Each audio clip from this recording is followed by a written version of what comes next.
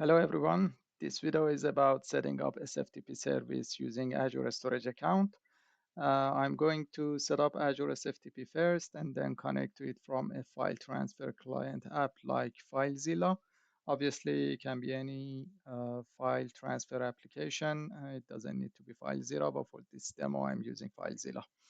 If you want to know what is the use case of this solution, when you want to share files with some users out of your organization, like allowing them to send you files or download your files securely, you can create the SFTP server on Azure and give the connection details, including host address, username, and key file to a client to connect and upload or download files.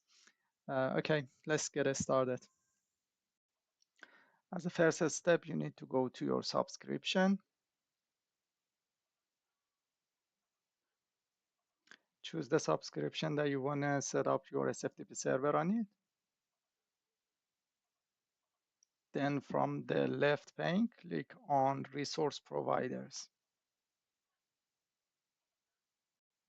In the search bar, search for Microsoft.compute.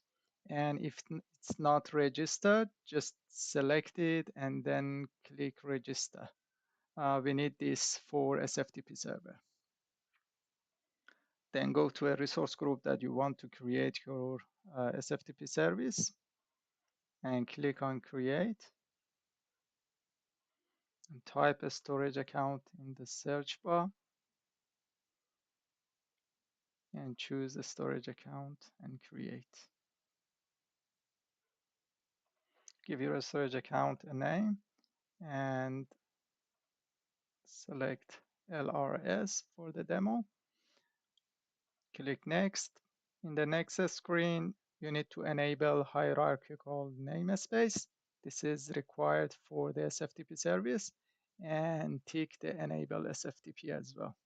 That's the only thing that we need to configure when we are creating the SFTP service. And a storage account for the SFTP service, basically. We go to review and create,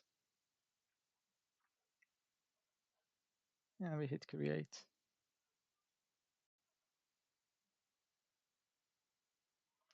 Once a storage account's created, click on go to resource. Then from the left pane, go to SFTP. At the top, you've got add local user. Click on that. Choose a username. I use SFTP test and choose SSH key pair.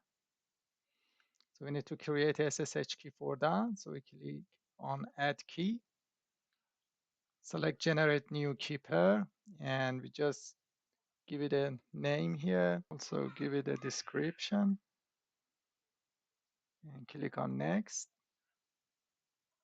You need to have a container here. Container is like a folder that you want to store your files in it. So we just create new, give it a name, test container, and choose private for its access tier.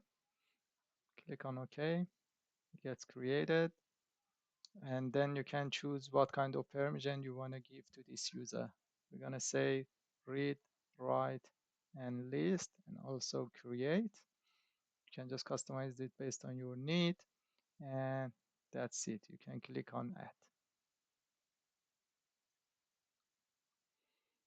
It gets created, and you can download the SSH private key from this screen.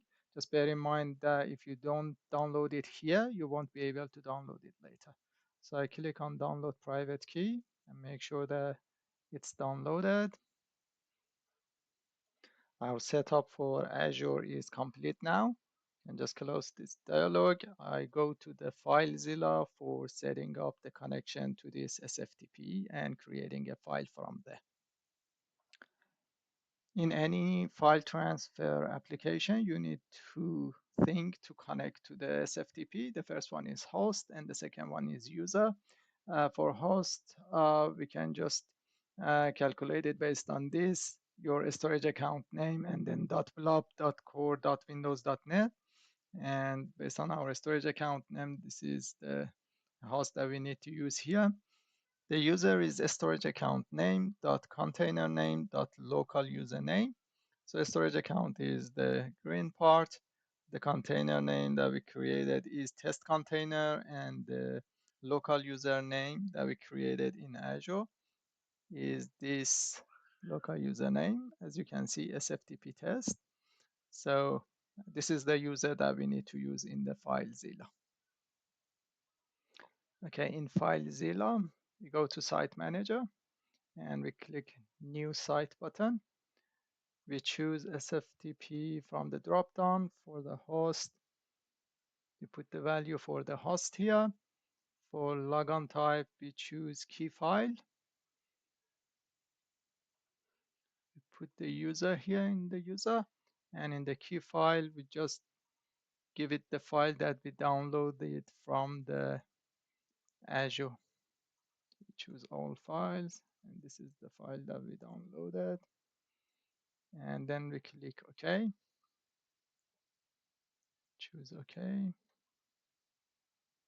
If we go back to Site Manager, you can click on Connect.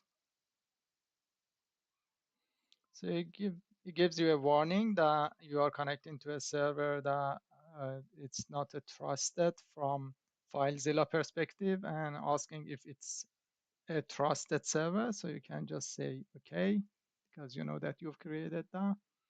And you see that directory listing is successful. So this is the empty folder at the moment. So I right click here and create a new file, give it a name. The file's created. So if I go to Azure, I should be able to see this test file in the container. So in the storage account, if we go to a storage browser and then click on blob container, you see that test container here. And then you see that test file has been created here. This is as simple as this. Thanks for watching this video. Please like and subscribe, and see you later. Bye.